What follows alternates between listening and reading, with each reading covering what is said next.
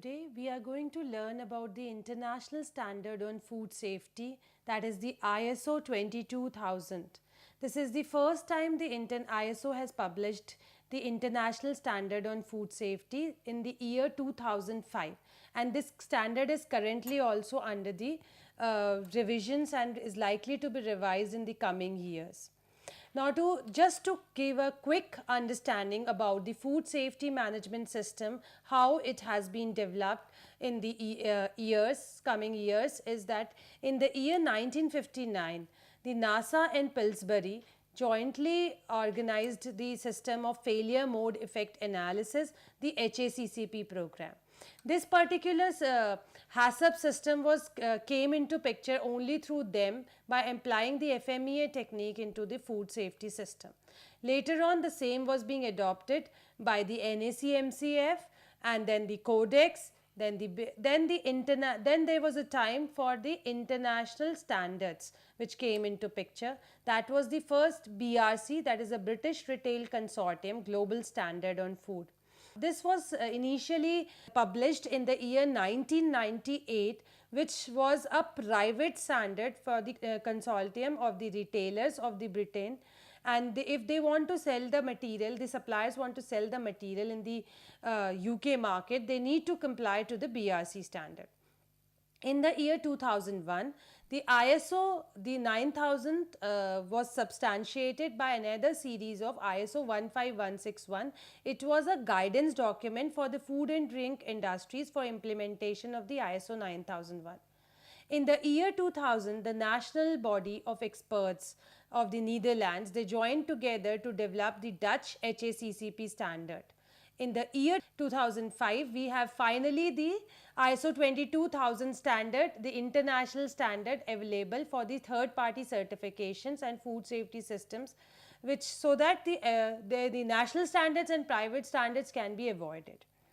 Now, to understand the international standard on food safety ISO 22000, it is once again important to review the HACCP principles, which comprises of 5 preliminary steps and 7 principal steps. These are the total 12 steps of HACCP implementation. The 5 preliminary steps includes assembling the HACCP team, product description, intended use, construction of the flow diagram, and on-site confirmation of this flow diagram. The 7 principal steps, which are called the main steps of the HACCP implementation, includes conducting a hazard analysis. When we say conducting a hazard analysis, it itself means 3 steps within it, that is identifying the hazards in the terms of physical, chemical and biological contamination. The second part is doing the risk analysis in the combination of probability and severity. And the third part is developing the appropriate control measures so that you understand that what kind of a controls exist in your system. The next principal step is determination of critical control point, that means CCP determination. There is a decision tree model which is being proposed by the Codex Alimentarius Commission to identify the most critical step based on the hazards which have high level of the risk. The third step is the establishment of the critical limits for each CCPs. For each CCPs which are being identified, a critical limit has to be established.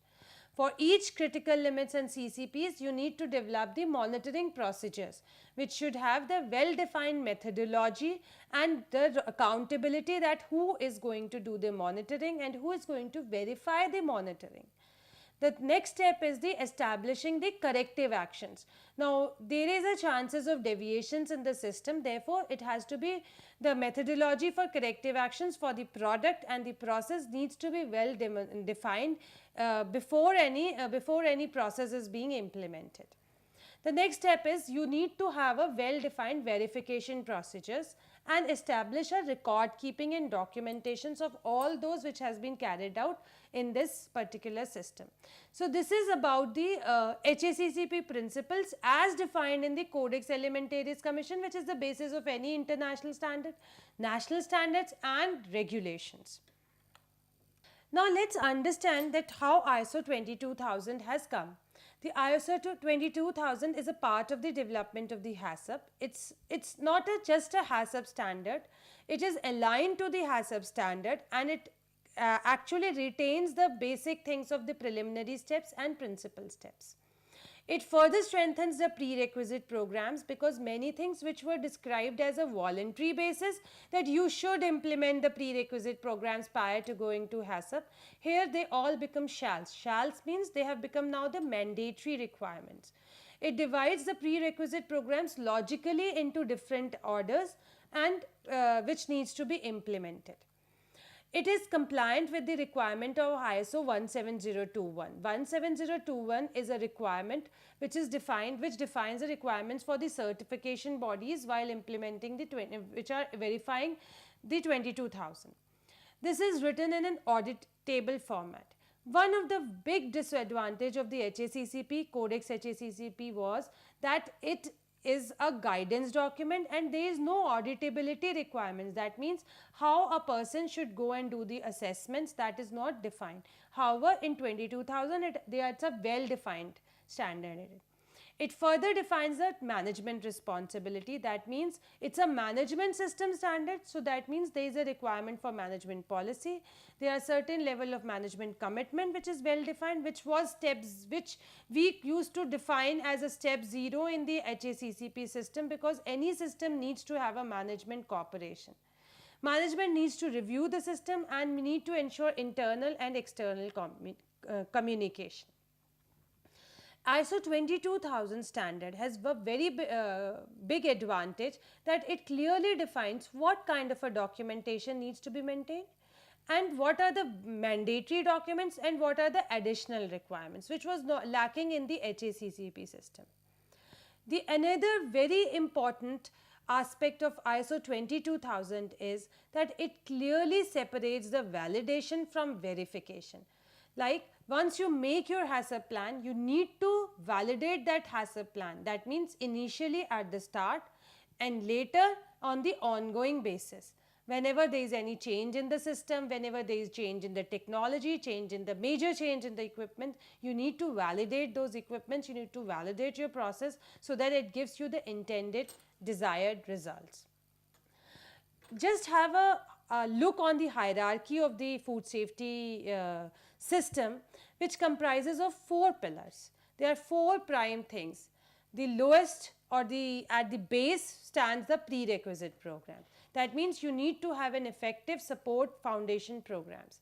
And on the top stands the interactive communication. That means for anything and everything you do, you need to interact among the food business, among the employees in the food businesses, or also across the food businesses. That means among the stakeholders like suppliers, like your customers, like your regulatory bodies. So there has to be a chain of interactive communication. Over the prerequisite programs, there are the HACCP requirements.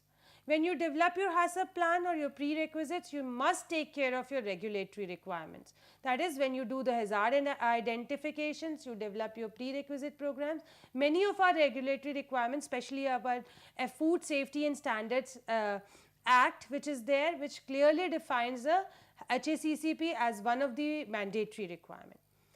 And then in the food safety management system, there is a system elements. When we say system elements, it means there is a system for the suppliers, there is a system for the customers, there is a system within the organization defined by the management, and also there are additional requirements of internal audits, management reviews, etc. Now let's understand, let's go through some of the terminologies of the 22000 to better understand this standard. The first one says food safety. What is food safety? Food safety is a concept that food will not cause harm to the consumer when it is separated and or eaten according to its intended use. Food safety is related to the occurrence of the food safety hazard and does not include other human health aspects like malnutrition. So that means whenever you consume the food, you need to be assured that food will not cause you any harm, and that concept is what is food safety. Food chain, it's the sequence of the stages and operations involved in the production, processing, distribution and storage handling of the food ingredients from primary productions to the consumers. This food chain aspect is very well defined in our coming slides, because this is one of the very important concept which is being introduced in the ISO 22000. The prerequisite programs, these are the basic conditions and activities that are necessary to maintain a hygienic environment throughout the food chain, suitable for the production, handling and provision of the safe end products and safe food for human consumptions. These good practices can be GHP, GMP, GDP, GTP, etc. The operational prerequisite programs, the OPRP identified by the hazard analysis, they are something which are coming through the hazard assessment, and they are over and above the PRP, which are essential to control the likelihood of introducing a food safety hazard and or the contamination or proliferation of the food safety hazards in the products or in the processing environment. So now this new concept has come into picture. That means anything which is a basic requirement, that means cleaning of the tables, cleaning of the floors, etc. These are the PRPs.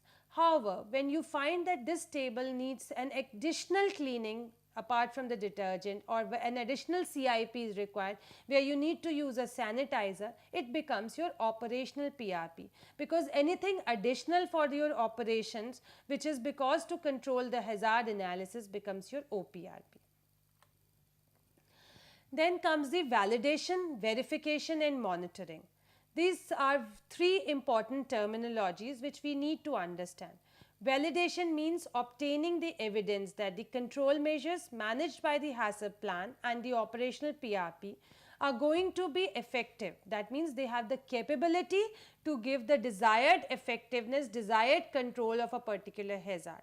This particular validation study is being done prior to starting the operation. That means once you start your operation, you need to ensure that the products meet the desired requirements. So validation is basically for your plans. That means when whatever you plan is correct. The verification is nothing but a cross check and confirming through the provision of the objective evidence that the specified requirements are being fully met. That means the requirements are giving the desired result. This is an assessment carried out during an end, means once you do the activities, then only this verification comes into picture. The third thing is monitoring. That means you are in a planned sequential ways, you are taking the observations so that you can demonstrate that yes, my system is in control. This monitoring can be online monitoring and it can be offline monitoring. It can be on a daily basis, it can be on the hourly basis, or recording of the data loggers which continuously work. Now let's give a little idea on the how this ISO 22000 standard is and what are the series of standards under this ISO 22000. The ISO 22000 Food Safety Management System standard comprises of two types of standards which are very important to understand. One is the food safety, the standards which are for the food businesses. That means the person who wants to implement the HACCP system, that is the food safety management. The other side of the standard is the food safety auditing. That means the one who wants to audit the food safety, what standards are applicable to them. When we talk about the implementation standard, it is the prime standard is ISO 22000, which specifies the requirement for the food safety management system across the chain. The another standard is ISO 22002 that was released in the year 2009, which is nothing but PAS 220, that means publicly accessible specification, which is a BSI standard, and it specifies the requirements for the prerequisite program. It's a simple standard which is a guidance document. It is not an auditable until unless it gets combined with the 22000 standard. The 22004 standard, it provides the guidance on how to apply ISO 22000 in your business. Then we have the ISO 22005 standard. ISO 22005 standard is a traceability standard. It provides a standard on the traceability of the feed and food chain. Then the auditing standard is ISO 22003 standard, which provides the requirements for the bodies providing the auditing and certification. Then there is ISO 19011, which is the 2011 version, which provides you the guidelines how to do the audit, how you should behave, how you should plan the audit. So these are the some of the standards which are relevant when you are implementing or doing the audits, whether internal audit or a third party audit. Now, if you want to have an overview of the food safety management system, it includes the food safety management system general requirements, management requirements, resource requirements. Then you are planning and realizing a safe product. That means you are actually making the product, and then you are doing the validation studies, verifications, and improving your food safety management system. Prerequisite programs, we have already gone through the prerequisite programs definition. It's in a simple term, it's a basic step or procedure that control the operational conditions, verify the conformance and effectiveness of the program is monitored, and it is the foundation of the HACCP plan. There are 7 prerequisite programs: the premises, that is building layout, transportation, storage, equipment, machinery, personal, sanitation and pest control, process controls and recalls. Now let's see the food chain. In a food chain, there are 4 major partners. The first is the direct food chain, that is the direct suppliers from the crop producer to the retailers, a feed producer, primary producer, manufacturers, etc. And then we have the indirect suppliers to the food chain, which includes producers of pesticides, fertilizers, the support services, the transportation services, the cleaning material producers, the equipment manufacturers, other service providers like pest control service providers. So they are also part of the food chain. And then we have the regulatory bodies who control the food businesses, and then we have the consumers for whom this all activity is being done. The ISO 22000 model. Now, if it's a management system standard, it needs to follow the PDCA approach. Now, what is PDCA approach? It is a plan, do, check approach.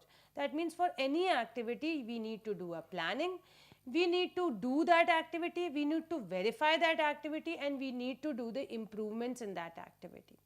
Now, let's see this particular model in line with the PDCA approach. If we go for planning and realization of safe food, it very clearly you can make out that it is planning the safe food.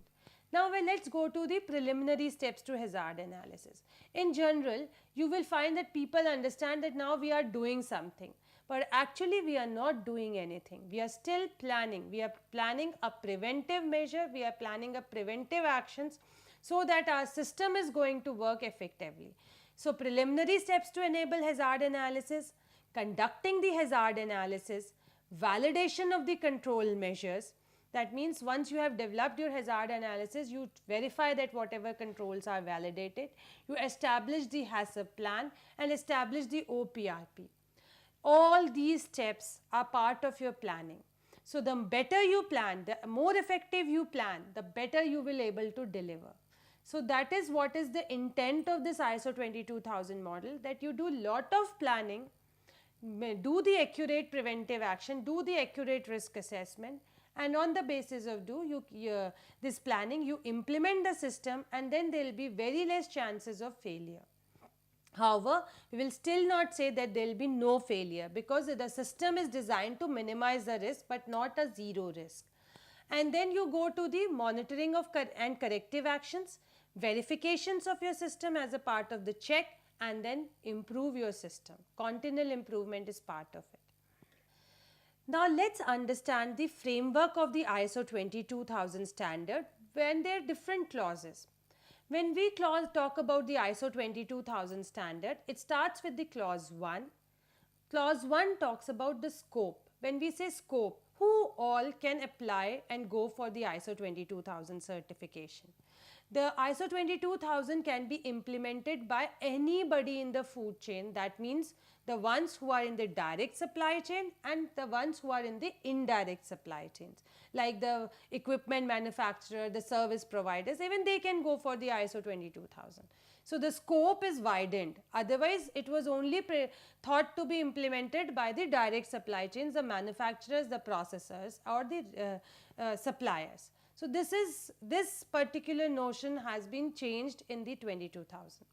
The second clause talks about the normative reference. When we say the normative reference, it refers to what all documents the 22000 refers. The third clause refers to the definitions of the ISO 22000, which we have just covered few definitions, for example, food safety, PRP, operational PRP, etc. And then the main standard begins with the clause number 4, which is the food safety management system. Now, the food safety management system consists of two sub-clauses, primarily two sub-clauses. One is the general requirement, which talks about the general pillars of the food safety management system, HACCP, that we need to implement all the 4 pillars which we talked in the initial slides. That includes your HACCP system, your PRP systems, your system elements and your communication network. And then you also need to talk about the outsource activity control in your clause number 4.1. In the clause number 4.2, we talk about the documentations. Documentation includes your procedures, your records, how you have to make them legible, your external documents, all these needs to be in a particular, needs to be appropriately maintained. Now, in the center of this PDCA, what you can see that the management elements are being put in the standard, because the management is at the center of any food safety implementation. So, what is the responsibilities which are being assigned to the management? It says that management should be committed towards the food safety. This commitment they can demonstrate by providing resources, by providing time, by providing team, etc. They should make a food safety policy with a vision aligned with your business objectives. They should make a food safety management system planning. Responsibility and authorities should be defined. Food safety team leader should be described, means this person is going to be the food safety team leader. There needs to be a communication channel, means how you are going to communicate to the external stakeholders and how you are going to communicate with the internal stakeholders. All these things needs to be described. Then you have the emergency preparedness and response, and then management needs to, once they have developed all this system in place, they need to review this system from time to time to see its appropriateness. So, they have described everything, the responsibility, the team leader, the authority, the people, and in case of any failures, what kind of actions has to be done. Now, on the left hand side, you can see the resource management. This is another important part of the planning. If you go to our PDCA, this is a part of our planning. How the resources are to be given. Provisions provide the resources, which includes your work environment, your infrastructure, and your human resources. That means your personals. So, these personals should be competent, they should be provided trainings, they should have the necessary expertise to perform their activity. Then we move on to the clause 7. Now, this is the main clause which covers the requirement of the HACCP system into it and realize the product. That means the safe product is being created by this particular clause. So, it begins with prerequisite programs. So, one of the foundation of the HACCP system. It describes all the prerequisite programs in detail. The next part is the preliminary steps to hazard analysis, which describes your 5 preliminary steps from team, product description, intended use, flow diagram and its verification. Then the next important clause is the hazard analysis. That means again you identify the hazards in the terms of physical, chemical and biological hazards. You describe the risk and then you develop the control measures. Now, one thing very important here is in the clause 7.4, the ISO 22000 standard has described the clause 7.4.4, that is the decision tree, or you can say the selection and assessment of the control measures as CCP in a very different way, and it has said that you describe the method. It can be in the form of a decision tree, it can be in the form of the numerical value scoring method, whatever method you describe, but you cover the 7 elements of this. However, in the codex decision tree there were only 4 elements. So, there are 3 more elements, that is the synergistic effects which has been added into it, and then there is a position in the food chain that is being added to it, and then they have added the failure consequences to it. So, these are few things which are being added in a different fashion in 22000. Clause 7.5 says that these 2 elements, once you decide the control measures, you divide them into rather Now, two elements, the operational PRPs and the HACCP plans. HACCP plan is nothing but your CCP. Then you keep on updating your information. Clause 7.7 says that HACCP is not a standalone system. You need to update your informations, preliminary informations, your PRPs and HACCP plan. Clause 7.8 talks about verification planning. That means you don't have to do the verification, but you have to plan for your verification in a systematic manner so that all the things are being covered. Clause 7.9 talks about traceability system, which is not there in your Codex HACCP, well defined. However, here it is very well defined. Then it also talks about 7.10 where control of non-conforming product is to be done. Now, this control of non-conformity product has a very important element in this 22,000 standard, that is called the withdrawal. When we say withdrawal, that means you need to have an effective traceability. Who is going to do the withdrawal? What will be the methodology for withdrawal? How you will ensure traceability? All these things are well defined in your clause 7.10. The last clause is the clause which deals with the validation, verification and improvement of the food safety management system. Validation is nothing but ensuring that whatever you have done in the planning and the planned CCPs, planned critical limits, will be able to give you a desired level of control in your HACCP system. After validation, you need to do the monitoring and measuring. The control of monitoring and measuring means you need to calibrate your instruments, you do the verifications, and based on the results of your verification, system updating, you improve your system and update your system. So, in nutshell, we can say that ISO 22000 is a very holistic standard which covers all the requirements of your PRP, HACCP, plus additional requirements of the systems, plus additional requirement of the communication. And it is very well aligned with the other standards like BRC. Food packaging is compliant with Guide 72 and parallel with 9001. It is intended to be used by the organizations and anybody in the organization, and it is combined with PAS 220 to make it a food safety system certification. So, this is all from our side. Thank you very much.